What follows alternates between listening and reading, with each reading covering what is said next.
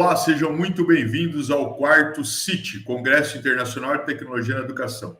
Meu nome é professor Giuliano Pincerato, sou coordenador de curso de Arquitetura e Engenharia Civil e, em nome do Unisalesiano, agradeço sua participação nesse evento tão relevante na atualidade. O quarto CIT, ele propõe reflexões necessárias e fundamentais para uma educação verdadeiramente empoderadora e para quem pretende estar em constante evolução. Hoje, tenho o prazer de trazer aí para falar com vocês uma pessoa extremamente simpática, extremamente fácil de tato, uma pessoa que nos foi muito recíproco e muito atencioso na questão de participar do evento. Trago a vocês aqui o arquiteto e urbanista Leonardo Toni, ou Léo Colato. Léo, seja muito bem-vindo, a palavra é sua, meu amigo, fica à vontade.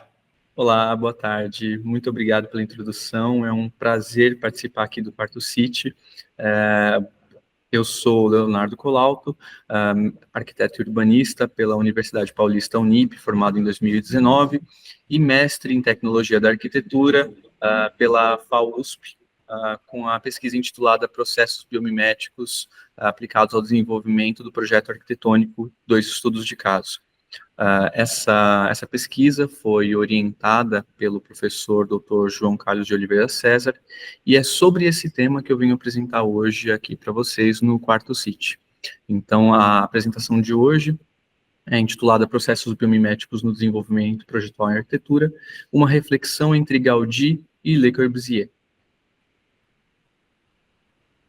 Bom, como eu comentei, a apresentação de hoje é um desdobramento da minha dissertação de mestrado, que foi defendida dentro da área de concentração de tecnologia da arquitetura, cuja linha de pesquisa é sobre o processo de produção da arquitetura e do urbanismo, representações.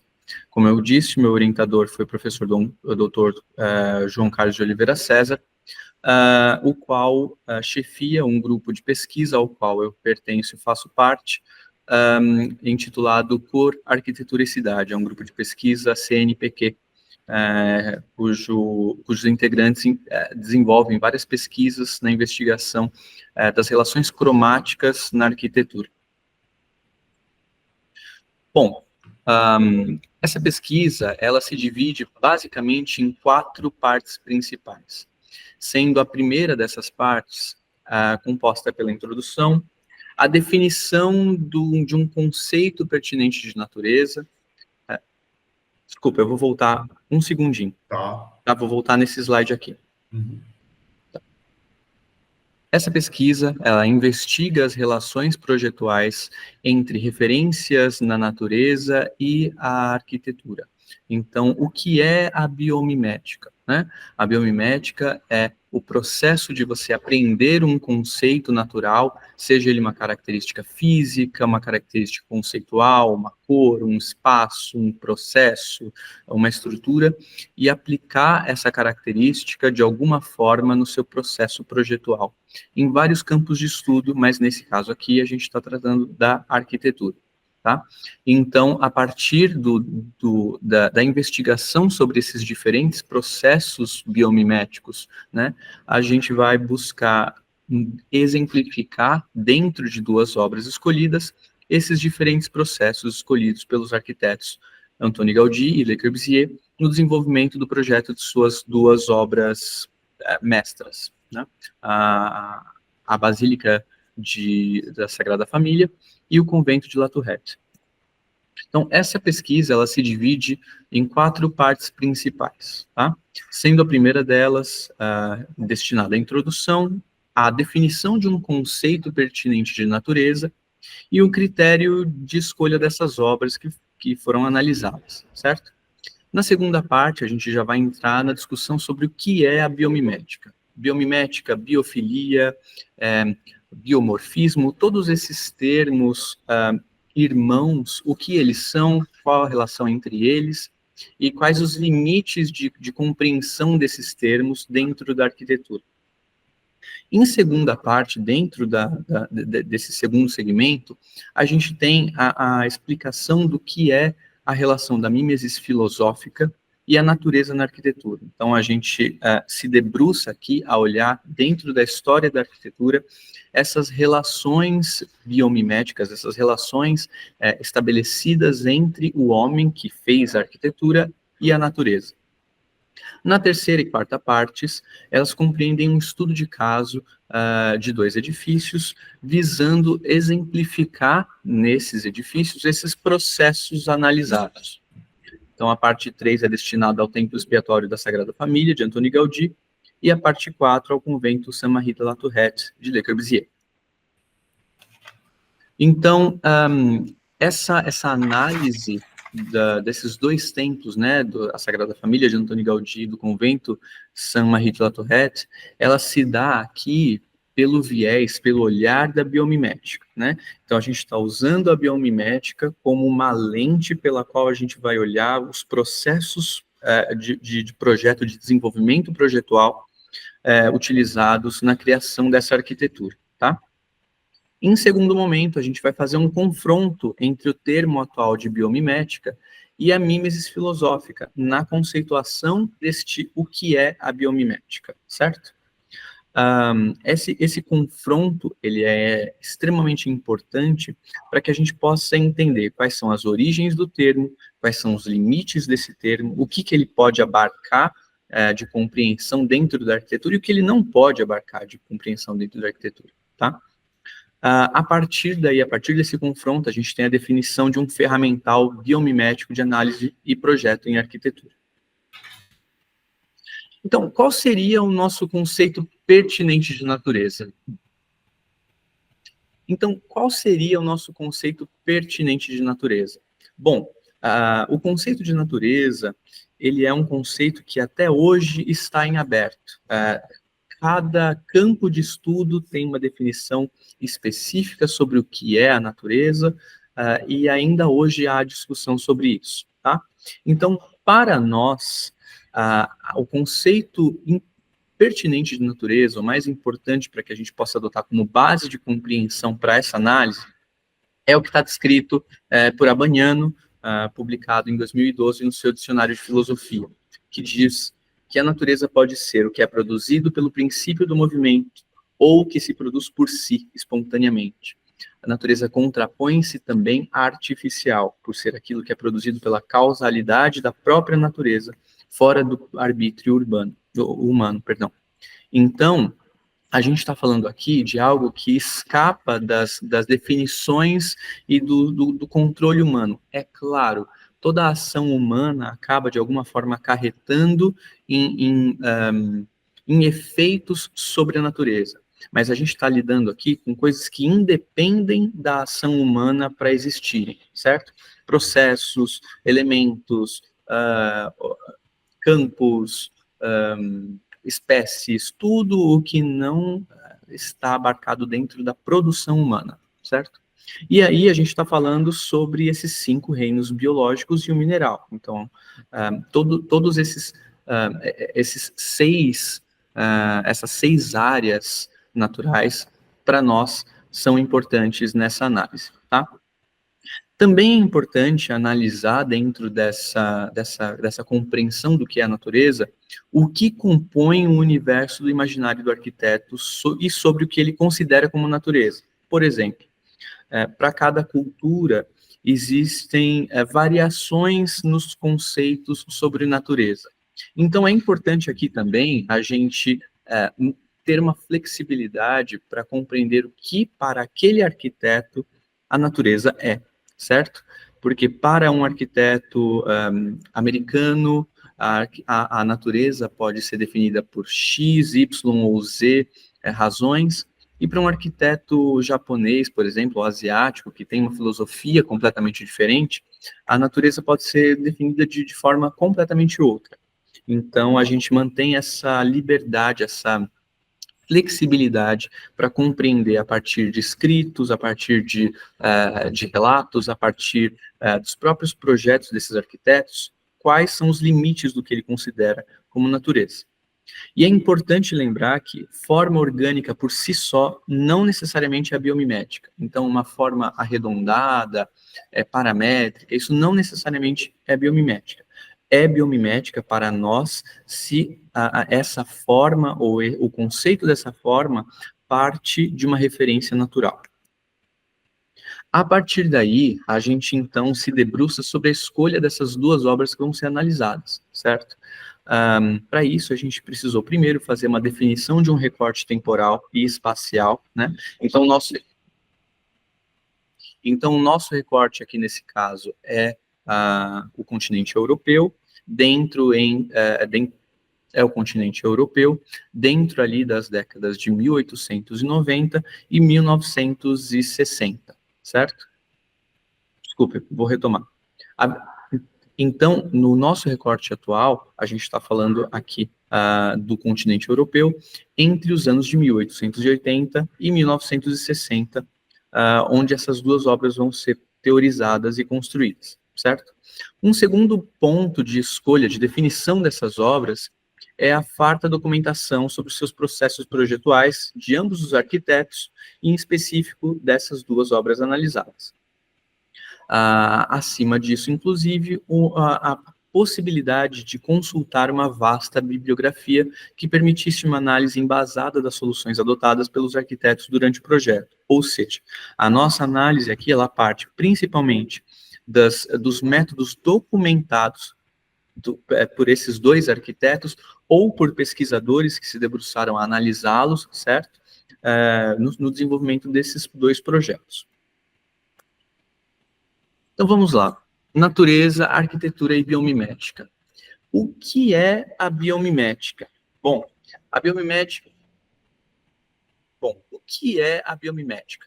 Como eu disse no início, a biomimética ela pode ser rapidamente definida de uma maneira muito sucinta como um campo do conhecimento que se apropria, estuda, apreende conceitos naturais e os aplica em alguma produção humana, certo? Seja ela arquitetura, biônica, química, física, enfim, tecnologias variadas, certo? No caso da arquitetura, a gente tem essa tradução em maneiras de se desenvolver o projeto, certo?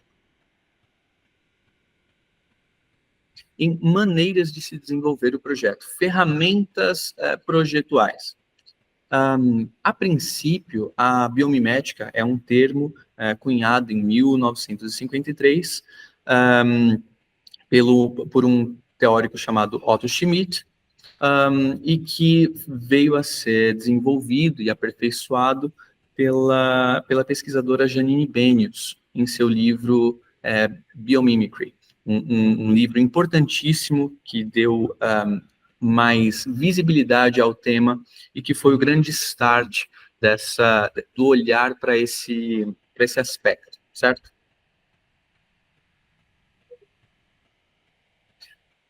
E nesse livro, Biomimicry, de Janine Benyus, ela descreve 3 pontos principais para a compreensão da biomimética, né? Qual é a relação da natureza com essa produção? O que é importante olhar na natureza para a criação de um projeto biomimético, certo? Então, o primeiro deles é a natureza como modelo. A biomimética é uma nova ciência que estuda os modelos da natureza e depois imita-os ou inspira-se neles, ou em seus processos para resolver os problemas humanos. O segundo deles, a natureza como medida. A biomimética usa um padrão ecológico para ajuizar a correção das nossas inovações. Após 3,8 bilhões de anos de evolução, a natureza aprendeu o que funciona, o que é apropriado e o que dura. E em terceiro, a natureza como mentora. A biomimética é uma nova forma de ver e valorizar a natureza. Ela inaugura uma era cujas bases assentam não naquilo que podemos extrair da natureza, mas no que podemos aprender com ela. Então, a gente já tem aqui, numa base estabelecida pela Benyus, a natureza não como um ponto de extração de material, e sim de conhecimento. Mas é importante a gente notar aqui que essa visão colocada por Benyus é bastante tecnicista.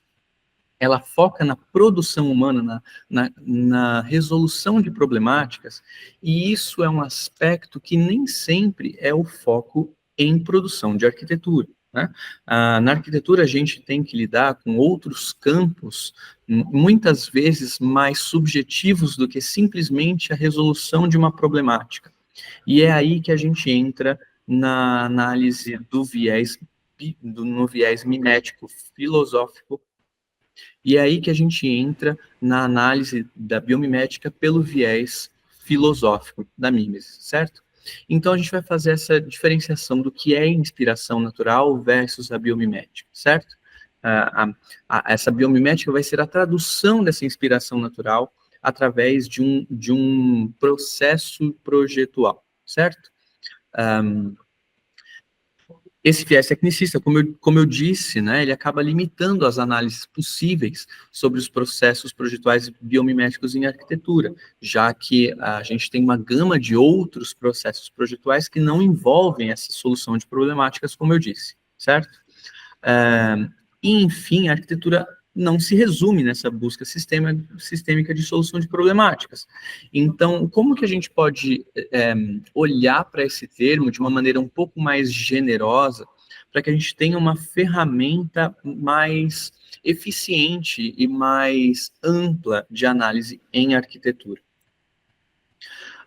Olhando para a história do que é considerado como as obras símbolo da arquitetura biomimética, a gente tem, a princípio, obras que são imbuídas de um caráter de sustentabilidade, de uma eficiência energética, de uma eficiência estrutural, de uma eficiência na economia de recursos, por exemplo. Na economia de recursos, por exemplo, e eu trago aqui 4 desses exemplos: as estruturas tensionadas de Frei Otto, inspiradas nas teias de aranha e em outras membranas, as estruturas geodésicas de Buckminster Fuller, as estruturas inspiradas em esqueletos animais, como as de Santiago Calatrava, e os edifícios hipersustentáveis de Norman Foster, né, conhecidos por sua eficiência energética. Então, a gente vê aqui que existe, claro, um início de um olhar, um viés que olha para a estrutura, que olha para a forma, mas que o conceito atual de biomimética se apropria desses campos de análise apenas a partir de uma ótica tecnicista. Então, não podemos crer que simplesmente a solução de problemáticas tenha sido o foco principal desses arquitetos. Então, vamos aí buscar ferramentas para expandir o conhecimento, o conceito de biomimética, e essas ferramentas, no caso, são as teorias filosóficas de mimesis, certo? Então, a gente encontra na filosofia 2 conceitos principais de mimesis com relação à natureza. A primeira delas é a natureza enquanto fonte de beleza e perfeição, certo? Essa é a visão... não, desculpa. Volta. 2 conceitos principais de mimesis com relação à natureza, né? A gente tem a natureza enquanto fonte de beleza e perfeição, certo? Isso vai orientar, por exemplo, a definição do número de ouro, da regra áurea. A gente vai olhar para aí no sentido de uma sacralização da natureza, certo? E a gente tem a mimesis olhando para a natureza enquanto processo de percepção e transformação de conceitos. Ou seja, no primeiro ponto, a gente tem um olhar, como eu posso dizer? Então, no primeiro ponto, a gente tem um olhar idealizado da natureza, né, a partir de uma ótica de perfeição. Já no segundo, a gente tem um processo de análise da natureza pelo viés pessoal, certo? Então, quem vai cunhar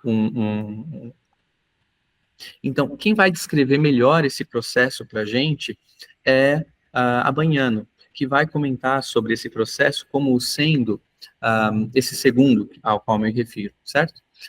Como o que o observador, no caso o arquiteto, né, apreende, observa um conceito natural, processa essa informação através da sua idealização pessoal, construída a partir de suas referências tidas em toda a vida, e a aplicação desse conceito já filtrado por ele num recorte específico do que para ele é importante. E é esse o ponto que para nós importa.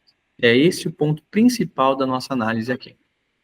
Então, é importante entender aí, nas palavras, na visão de Palasma, né, de que o arquiteto, ao mimetizar o mundo à sua volta, também se imprime no objeto criado, certo? Afinal, o homem não vê o mundo apenas através de fatos, mas de impressões, sensações e símbolos definidos pela cultura a qual pertence. Então, ao mesmo tempo em que ele imita a natureza, ele, de uma certa forma, se imita ao produzir essa arquitetura, certo? Porque essa arquitetura, ela foi criada a partir de uma visão filtrada da natureza. Então, a gente tem aí uma comunhão entre o conceito natural e a visão do arquiteto, certo? Nas palavras de Palasma, durante o processo de projeto, o arquiteto gradualmente internaliza a paisagem, todo o contexto e os requisitos funcionais, além da edificação que ele concebeu. Movimento, equilíbrio e escala são sentidos de modo inconsciente por todo o corpo, como tensões no sistema muscular e nas posições do esqueleto e dos outros órgãos. À medida que a obra interage com o corpo do observador, a experiência reflete nas sensações corporais do projetista. Consequentemente, a arquitetura é a comunicação do corpo do arquiteto diretamente com o corpo da pessoa que encontra a obra, talvez séculos depois.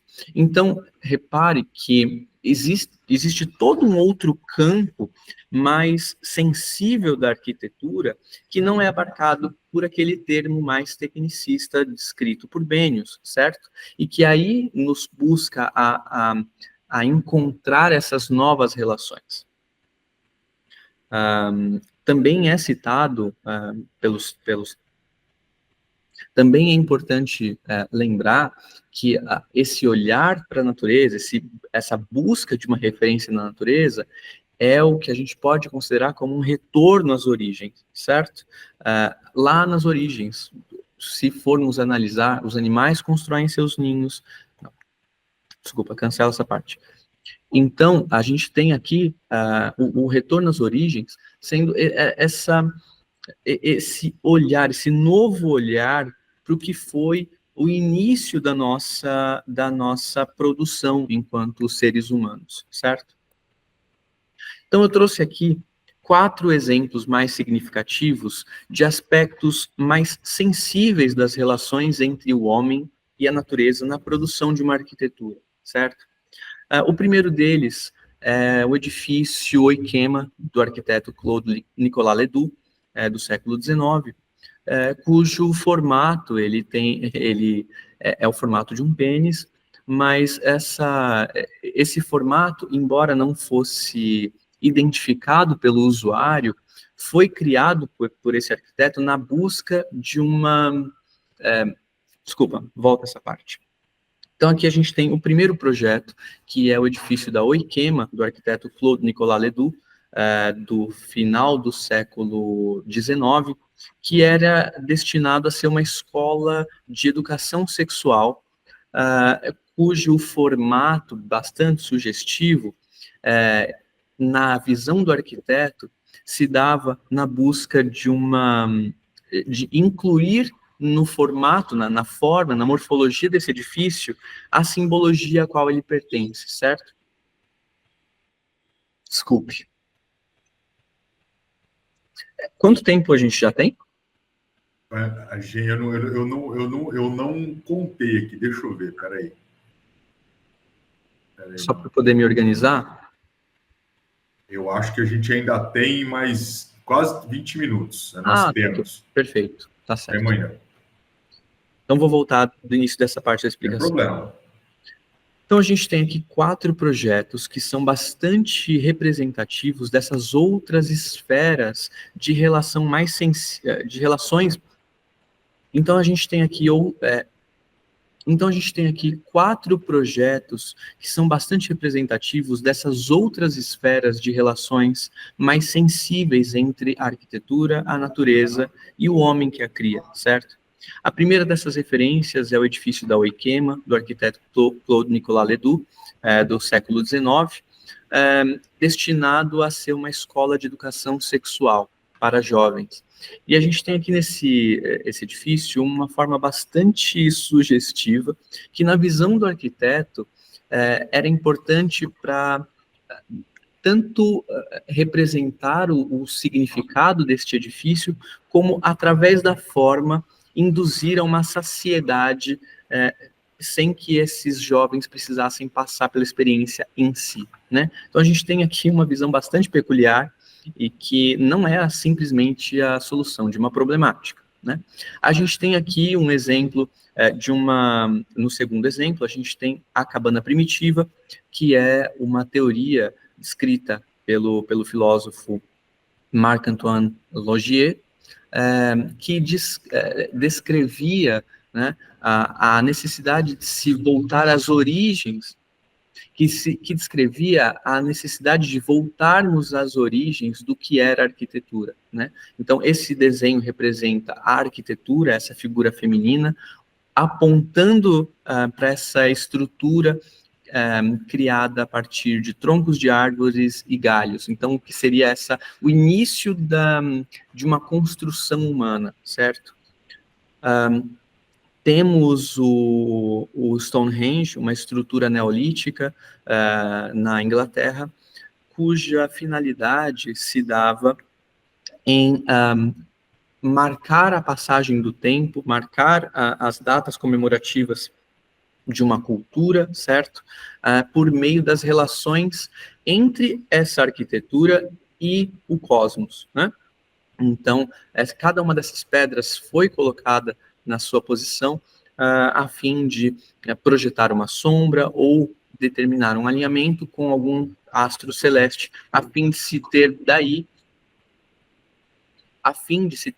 uma leitura de tempo, certo? E a gente tem aqui, por exemplo, o caso do Homem Vitruviano, de Leonardo da Vinci, que neste caso é um desenho renascentista de uma teoria do século I a.C., descrita por Vitrúvio, né, onde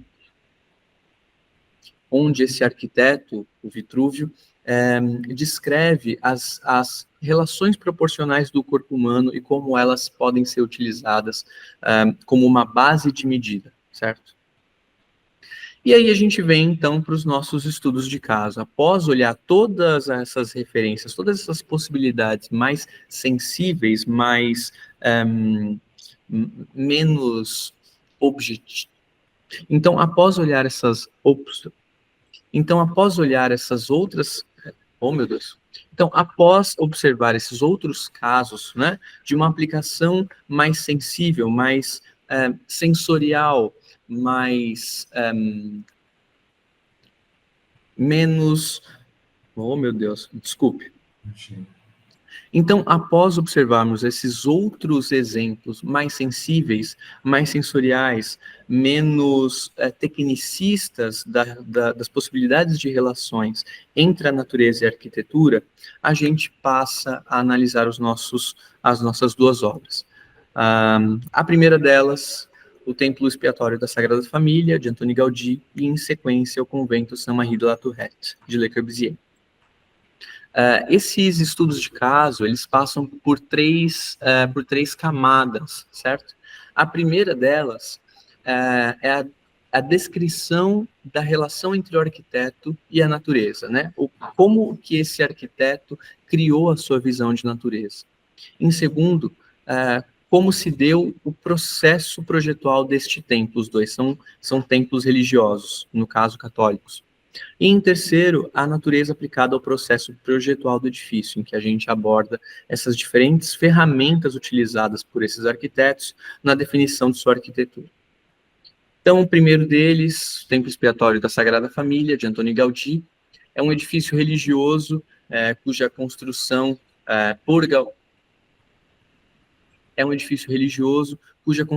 se dá em 1891, e a participação do Gaudí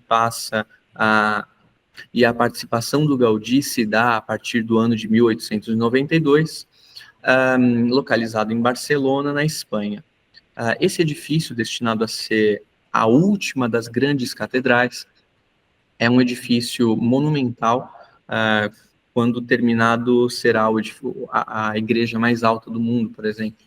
É um edifício que ainda está em construção, cujo projeto está sendo desenvolvido a partir dos remanescentes projetuais deixados por Gaudí, certo? Gaudí cresceu. Gaudí, nascido em 1852, nasce com uma doença que o impedia de realizar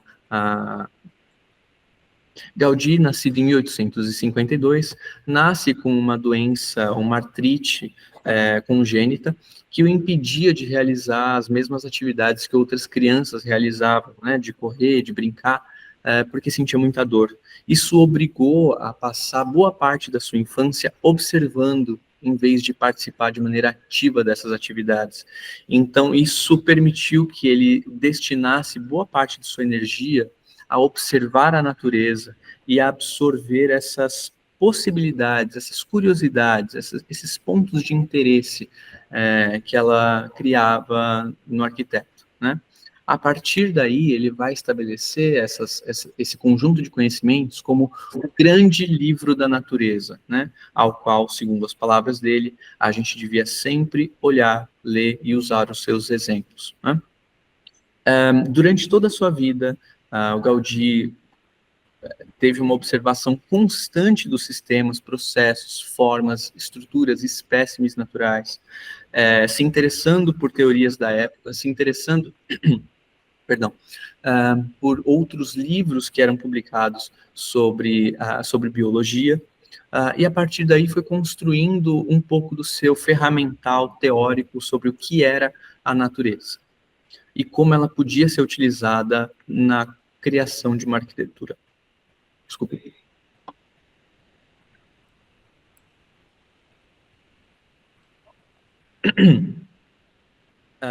E esse olhar de Gaudí para a natureza, ele é muito diverso. Ele vai desde das expressões mais literais, de forma, de impressão da forma, até as expressões mais abstratas, né? De lidar com a natureza como uma fonte de regra, como uma fonte de leis, de geometrias e símbolos, certo? Então, a gente, a partir de agora, olha para 8 desses aspectos, rapidamente, que eu vou pincelar aqui. O primeiro desses aspectos utilizados por Gaudí na definição de sua arquitetura na Sagrada Família é o olhar da natureza como fonte de leis e diretrizes. Para citar duas delas, a gente tem aqui o olhar de Gaudí para com a lei da gravidade. Gaudí desenvolve o seu projeto estrutural para essa basílica a partir de uma espécie de maquete móvel, a partir de uma espécie de maquete móvel criada com correntes e pesos, né? Ele desenhava a planta, o local onde ficariam os apoios dessa estrutura, colocava esse desenho de ponta cabeça num painel, pendurava pequenas correntes com pesos em escala, e o formato que essa estrutura, que essa maquete de correntes e o formato que essa estrutura, essa maquete de correntes se obtinha, né, era a estrutura que ele ia utilizar como o esqueleto da sua edificação, né? Ele, então, tirava uma foto, invertia essa maquete e, a partir daí, desenhava as linhas gerais do edifício. E um outro exemplo é o uso abundante por Le Corbusier das superfícies regradas, que são as superfícies curvas geradas a partir de diretrizes e geratrizes retas, certo? Então, a gente tem como exemplo o hiperboloide hiperbólico, nós temos os paraboloides, nós temos os conoides. Então, a gente tem o uso da cor por Gaudí, que é bastante expressivo e de uma maneira muito interessante. Gaudí usou a cor. A gente tem o uso da cor por Gaudí de uma maneira muito expressiva nessa igreja e de uma maneira muito interessante na criação dessa ambientação de uma floresta, né? Gaudí vai determinar a utilização de cores mais frias nos vitrais voltados ao leste, onde o sol se nasce, né? Onde o sol nasce, né? E onde as cores do amanhecer são mais frias, e cores mais quentes para os vitrais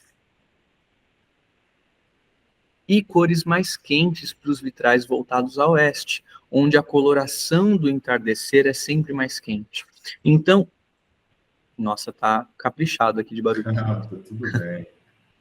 Então, a gente tem nas intenções aqui do arquiteto a ideia de que, conforme o sol faz o seu caminho no céu, ele projeta essas luzes, alterando o cromatismo interno dessa igreja de acordo com o horário do dia, assim como acontece num bosque, por exemplo. E isso é uma aplicação única do esquema cromático dentro de uma obra. E isso é uma aplicação bastante singular do esquema cromático dentro da arquitetura, né? A cor de uma maneira efêmera, a cor de uma maneira simbólica, de uma maneira bastante volúvel, inclusive.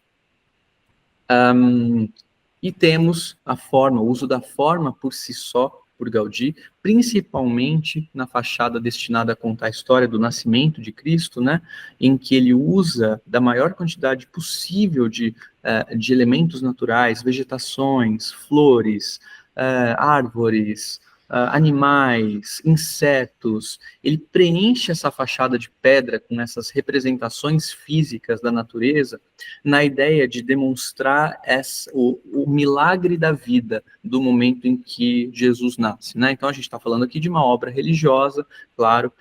Então, a ideia inicial dessa obra é ser como uma Bíblia em pedra, certo? Então, ele se usa dessas diferentes ferramentas, dessas diferentes artimanhas para contar essa história. A gente tem o uso por Gaudí associado com o uso da forma, a gente tem a textura, né? Em que ele vai se apropriar de texturas naturais, como cascas de árvore, ou texturas mais líquidas, como na porta, por exemplo, da fachada do Nascimento, na ideia de trazer esse aspecto de natureza para a arquitetura, né? Nós temos também a utilização, o olhar de Gaudí para a natureza como um aspecto de um sistema, um processo natural. Gaudí passa boa parte de sua vida interessado nos processos de crescimento das plantas, que se dão muitas vezes num sistema em espiral, num sistema em helicoidal, certo? Então, em algumas obras do Gaudí, em algumas de suas obras, ele exploraria alguns arcos. Então, em algumas de suas obras, o arquiteto exploraria a utilização de pilares salomônicos, por exemplo, que são aqueles pilares em helicoide, né, bastante arredondados, esbeltos, mas ele conforme o seu desenvolvimento projetual na Sagrada Família, que durou 40 anos de sua vida, ele desenvolve um tipo de pilar diferente, né, baseado na eficiência estrutural de uma estrutura helicoidal, mas com um aspecto mais esbelto, mais suave, né? Então, ele criou um sistema diferente de pilares, constituído pela conjunção, pela intersecção de dois pilares salomônicos, dois pilares helicoidais de giros opostos, e a utilização apenas da parte que foi interseccionada. Então, a gente tem esse pilar visível aqui nas duas fotos centrais, em que a partir de uma forma inicial ele começa a ganhar cada vez mais arestas até chegar numa forma completamente redonda, né? E esse pilar, ele conserva as propriedades estruturais de um pilar helicoidal, mas com uma característica muito mais agradável, leve, e que reflete, muitas vezes, estruturas naturais. A gente tem a utilização também, por Gaudí, da natureza enquanto fonte de ordem, relação, harmonia. Então, ele vai dizer, por exemplo, que a relação ideal de tamanho entre duas coisas é a mesma que há entre uma pessoa e uma árvore, que é de 1:7, certo? Ele diz que a relação perfeita de tamanho de um homem e de uma árvore é de o homem 1 e a árvore 7 vezes o seu tamanho. Então, ele vai usar esse 1:7 em diversos pontos das definições dimensionais da sua estrutura, por exemplo. Assim como na definição de um grid estrutural que buscasse mimetizar o espaço de um bosque. Por último, na análise de Gaudí, a gente tem todo um aspecto simbólico que banha toda a sua obra, né? A gente está falando aqui de um edifício religioso que busca contar uma história, né? Busca contar uma filosofia, né? De uma religião. E para isso, para contar essa história, ele se utiliza de diversas referências naturais que têm um significado construído pela cultura e pela sociedade. Então, como um exemplo, né, a gente tem na fachada que eu passei agora há pouco, essa aqui, a fachada da Paixão, que conta a morte de Cristo, a utilização de formas muito mais duras, muito mais tensionadas do que a fachada dedicada ao nascimento, que é essa onde está com a imagem sobre o texto forma, né? Então, a gente tem aqui a utilização da imagem da morte, da imagem de uma secura, da imagem de uma tensão muscular para refletir o sofrimento e a dureza da morte, né? Então, ele se utiliza de ideias sociais criadas sobre a natureza, a partir da cultura, para contar essa história. Vamos agora para a análise do convento Saint-Marie de la Tourette, de Le Corbusier, que é completamente diferente. A gente tem aqui um arquiteto modernista, né? Embora Gaudí muitas vezes seja citado como modernista, isso é uma discussão ainda em andamento, mas a gente tem aqui um dos grandes fundadores do movimento moderno, né? Cujas linhas eram racionalistas, eram abstratas, né? Eram geométricas. E a gente tem, então, essa comparação, não uma contradição, mas a gente tem esse embate entre essas duas visões tão distintas de natureza, mas que podem coexistir, certo? Le Corbusier tinha para com a natureza, né, a partir desse olhar mais geometrizador, né, mais sistêmico, a natureza enquanto fonte de ordem, medidas e diretrizes, né, como fonte de regulação, né, a partir de onde tudo se desdobra. A natureza, para ele, era também um meio de conexão entre o homem, a arquitetura e o cosmos, né? Diferentemente de Gaudí, Le Corbusier era ateu, então ele tinha um olhar bastante particular, mais ligado à ciência, mais ligado ao cosmos, mais ligado a essa relação com a natureza como sendo um intermediário entre o homem e Deus, né? E também um olhar abstrativo da natureza, como eu já comentei. Na nossa análise, a gente vai passar por praticamente todos os mesmos pontos em que, nessa nossa análise, a gente vai passar por um olhar diferente de boa parte dos mesmos pontos, das mesmas perspectivas de Gaudí, mas com um olhar específico, com um filtro específico de Le Corbusier. Então, a gente também tem por Le Corbusier a visão da natureza como uma fonte de lei e diretriz. Mas nesse caso aqui, vai ser completamente diferente. Le Corbusier tinha na natureza essa fonte de ordem e regra, e um exemplo disso é a maneira como ele organiza os volumes da sua arquitetura, as aberturas, de modo a compor uma série de luzes e sombras a partir do caminho percorrido pelo sol no céu. Isso vai se demonstrar também na maneira como ele dispõe os usos desse edifício, né, de uma maneira helicoidal, né, sempre no sentido horário, e acompanhando, por exemplo, a sequência de onde o sol nasce e onde o sol se deita. Então, por exemplo, na parte desse edifício em que está mais próxima do chão, o edifício está instalado na cidade de Evaux, perto de Lyon, na França, em um declive, né? E a parte do volume que está mais próxima do chão e onde o sol nasce, é destinada aos estudantes, aos noviços, né, no estudo da religião dominicana, que é a ordem a qual esse convento pertence. Já a parte mais distante do solo, e onde o sol se põe, é destinada aos irmãos mais velhos, os mais vividos dentro da ordem. Então, a gente tem essa relação, essa comunicação entre uma sequência natural, né, um processo, uma diretriz, uma lei natural, né, que é do movimento dos astros, e o uso de sua arquitetura. A gente tem, por Le Corbusier, a utilização da luz como praticamente um elemento físico de projeto, né, que para ele vai ter o papel principal de fazer a conexão entre esses dois agentes, né, o cosmos e o humano, certo?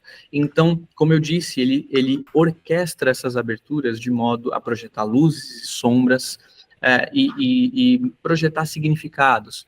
Então, por exemplo, existem duas aberturas principais no volume da igreja desse convento, que uma delas voltada a leste, permite que a luz entre e marque o início do horário da missa. E uma outra abertura, no lado oeste, marca o final do dia, né, o início da segunda missa do dia. A gente tem, na atuação de Le Corbusier nesse projeto, um projeto muito interessante de esquema cromático, em que, como, por exemplo, ele se utiliza da cor azul do céu para pintar a cobertura desse santuário, que é esse setor onde a imagem está mostrando, e, por exemplo, nos corredores principais dos pisos de habitação, ele usa o verde. Então, existe esse jogo entre o azul do céu no teto e o verde da grama no piso, né? Temos aqui também o olhar de Le Corbusier para a natureza como fonte de um processo natural. Nesse caso aqui, associado, por exemplo, ao percurso solar no céu, a gente tem esse olhar para as hélices, os helicoidais, as espirais de crescimento, por exemplo. Então, todo o esquema, tanto de circulação do edifício, quanto de disposição desses volumes, o formato de alguns desses volumes indicam uma tendência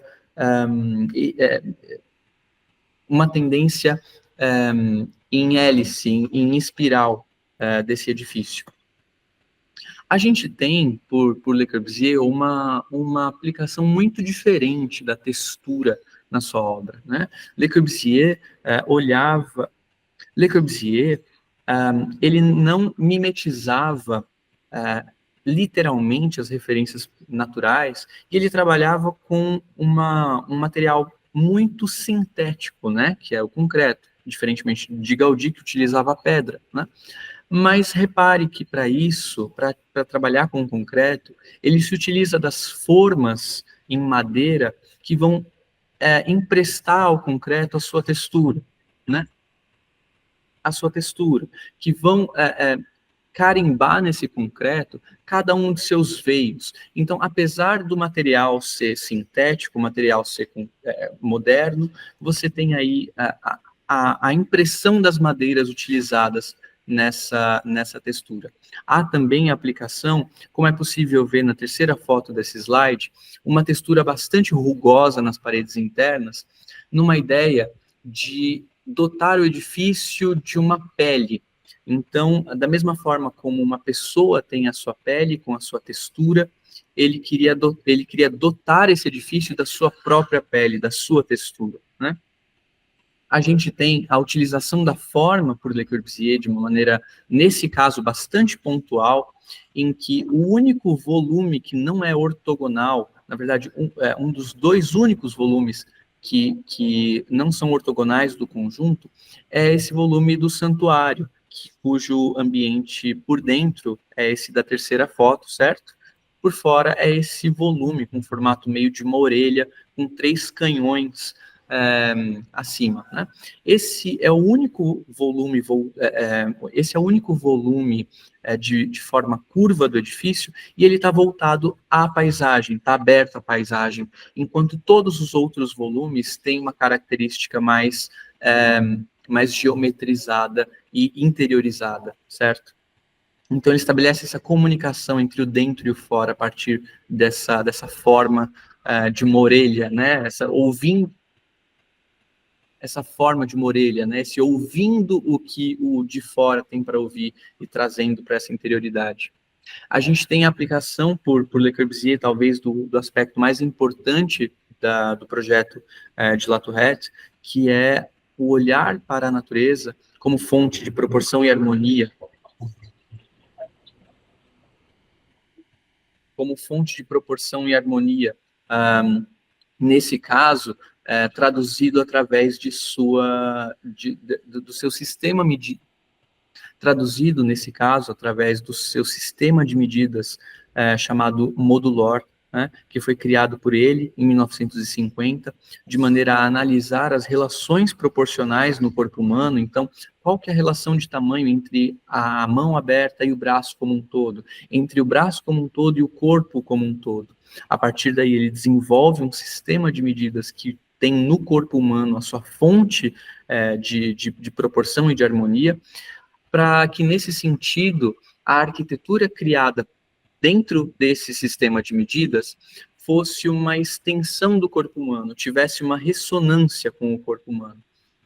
Então, repare que tem campos muito mais sensíveis e abstratos do que simplesmente a resolução de uma problemática, né? Imagina quantos desses aspectos ficariam de fora numa análise biomimética se a gente adotasse como análise simplesmente a definição atual do termo, que é bastante tecnicista, né? E, por último, na análise de Le Corbusier, a gente tem esse aspecto simbólico da obra, né? Como eu disse no início, para Le Corbusier, a natureza e a arquitetura são os elementos capazes de ligar o homem ao cosmos, né? E isso acontece por meio da luz. Para a ordem dominicana, em especial, existe uma relação muito forte da ordem para com o cosmos, né? Então, dessa forma, algumas aberturas do convento foram projetadas de maneira a se alinhar com estrelas específicas nas épocas de equinócio, de primavera ou de outono, né? De maneira, então, a estabelecer de maneira, então, assim como no Stonehenge, estabelecer essa arquitetura que é uma conexão com o cosmos, que funciona ali como um calendário vivo, né? Capaz de transportar para a vida humana, né, essas informações. Então, a gente tem aí uma atuação muito similar, por exemplo, à do projeto do Stonehenge, né, em que o edifício passa a ser quase como uma ferramenta de leitura,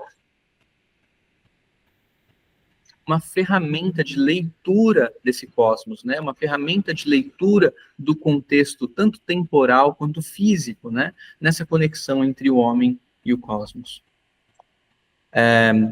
Eu agradeço a todos vocês pela atenção. Espero que, a partir dessa explanação sobre o que pode ser a arquitetura biomimética, a gente consiga lançar novos olhares para essas possibilidades, né? Para tudo o que pode ser, para tudo que podemos compreender como sendo essas relações projetuais dentro da arquitetura, mas não só da arquitetura que já foi construída, mas lançando também uma luz às possibilidades ferramentais de criação de uma nova arquitetura por nós, arquitetos, e para todos os artistas e profissionais envolvidos. Muito obrigado. Leonardo, eu queria assim, pontuar que isso tudo que você trouxe é de extrema importância, tá? Extrema relevância, porque até as pessoas confundem um pouco esse comparativo. né? E, assim, são questões dentro da arquitetura, como a neuroarquitetura, que estão ganhando posicionamento, ganhando visibilidade, que, na verdade, muitas delas, tá, na minha humilde opinião, elas já existiam, só que, porém, não eram tão exploradas como deveriam. E, a partir de datas recentes, próximas, elas têm sido mais contextualizadas, o pessoal tem estudado mais afinco, tentando colocar em prática essa situação. Então, assim, não tenho palavras para dizer o quanto é importante isso para que nós, da construção civil e os arquitetos, tenham esse sentimento na hora de desenvolver um projeto, que é muito mais que apenas um projeto arquitetônico, mas sim é um sonho, é um acolhimento, são características que as pessoas precisam conhecer. Então, assim, para mim, foi fantástico a apresentação, extremamente bem colocada. Então, assim, queria te agradecer muito pela participação. Eu tenho certeza que esse momento vai ser de grande valia para os nossos participantes e profissionais e vai agregar isso à sua vida pós-graduação e aqueles que já estão na graduação. Então, em nome do Unisalesiano e do CIT, eu tenho que apenas te agradecer a participação e, assim, com certeza nos veremos em breve. Poxa, muito obrigado. Eu também agradeço a participação, é uma honra participar do Quarto CIT e trazer esse tema que, ao meu ver, é de extrema relevância, como você disse, né, na contextualização de uma arquitetura mais humana, de uma arquitetura mais sensível a essas relações, num momento de tanta discussão sobre qual o caminho das ações humanas com relação à natureza, né? Então, por esses exemplos, eu acredito que o caminho é sempre como a extração de um conhecimento, de exemplos, né, para a sua aplicação. Eu espero e finalizando a sua colocação, eu acho que o que falta hoje na arquitetura, que você já colocou agora, humanização. Exato. Humanização, porque a arquitetura, por alguns não entendem, não se situam, mas ela é uma graduação dentro das áreas sociais também. Uhum. Falta esse sentimento. Por isso que, assim, os pesquisadores como você, eu acredito que deveriam voltar-se os olhos para vocês, para a gente tentar contextualizar isso mais à tona. Então, Leonardo, muito obrigado, cara, eu te agradeço imensamente a participação.